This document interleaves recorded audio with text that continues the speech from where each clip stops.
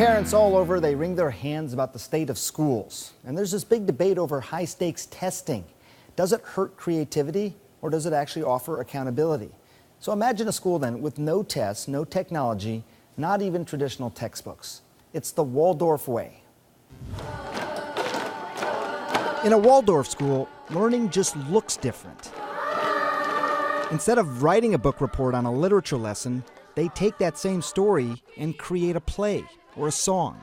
You can go to a store and buy a new bit of technology, and the man there can tell you everything how to do it. You get it home and you're clueless. When you've done it, it really comes into your soul and into your limbs in a way that you never forget. It's true that most people learn by doing, and that's the innovative approach of a Waldorf education. It's been around now for more than 90 years.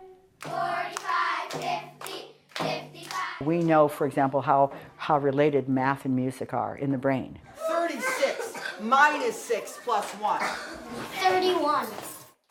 Rhythm and using the limbs is not just a tool, but it stimulates their ability to think, and especially in working with numbers. He, Suki, Suki. The school keeps it simple: chalkboards, paper, and pencil. No computers until 8th grade, and that's when the students actually take one apart and rebuild it. All of us learn in different ways. Some of us are auditory learners, some of us are visual learners, some of us are kinesthetic learners. So the traditional way does not actually address all of those styles. The only textbooks you'll find at a Waldorf school, so the heart and the main arteries, are the ones that the students create, based on their interpretation and retaining of the subject. See the face of the bear. Where do the eyes go? And while subjects like knitting and handworking may seem frivolous to some, Waldorf will counter with this. It teaches problem solving, math, and coordination skills. It takes around 6 weeks for a child who's never had standardized testing to understand how the bubble works.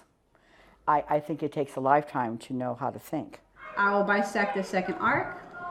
According to the Association of Waldorf Schools, 94% of their students do go on to college, including schools like Stanford, Harvard, and Yale.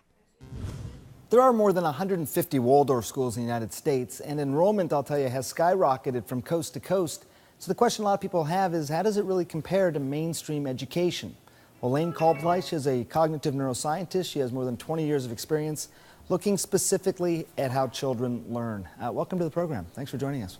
Thank you. Good morning. I'm very interested in this topic because I have 3 small children myself, and I think, when you have kids this age, it's a large part of what you think about. And one of the things, first of all, I just wanted to ask you, if you look at some of that video, a big part of the Waldorf way is to keep students engaged through constant movement. You probably noticed that. Does that help the brain in terms of retaining information? It does. Movement does a couple of different things for learning. It helps orient the person and anchor them in their experience as to what they're learning, but it also helps with memory consolidation. Do you think that there's a negative impact of too much testing in young kids? I mean, based on what you were saying earlier, do the kids' brains process tests? Right.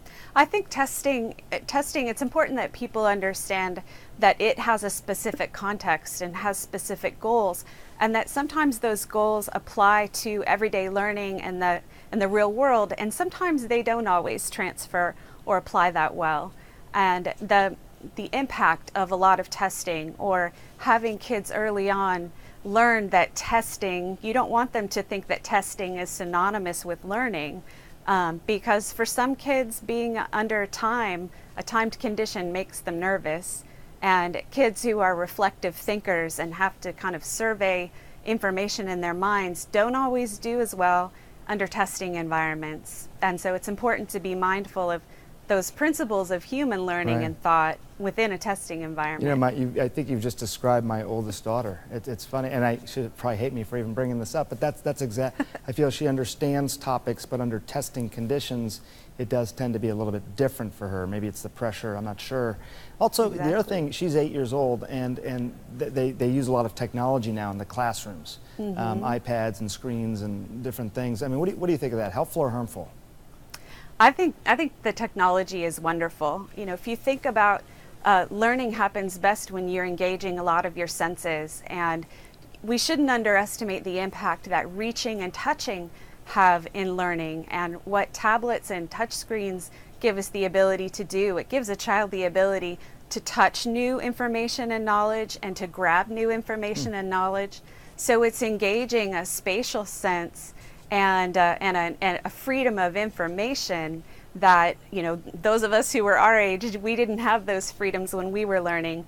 But I think it's a really wonderful layer on top of more formal 3R type processes in school. You've just put a lot of parents' minds at rest, because I think they worry about, you know, the impact of, you know, another screen. But if for educational purposes, it can have some benefit. I mean, again, as a reporter and as a dad, I'm always curious about this stuff. Thanks for joining us. Learned a lot. Thank you.